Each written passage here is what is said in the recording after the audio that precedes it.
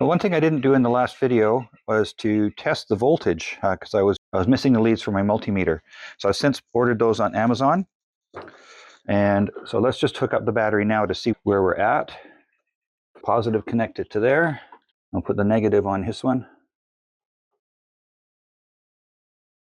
And right now we're at 13 and a half volts basically.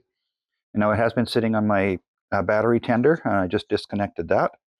So now I'm going to start the car and then see what the alternator is putting out. Okay, engine's running.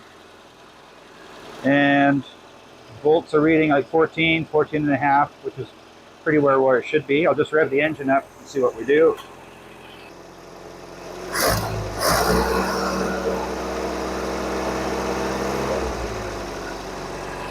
And it's putting out right at around 14 and a half volts.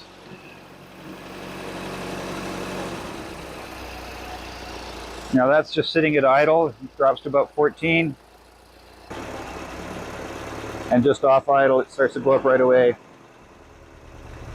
So I would say that alternator installation is a success.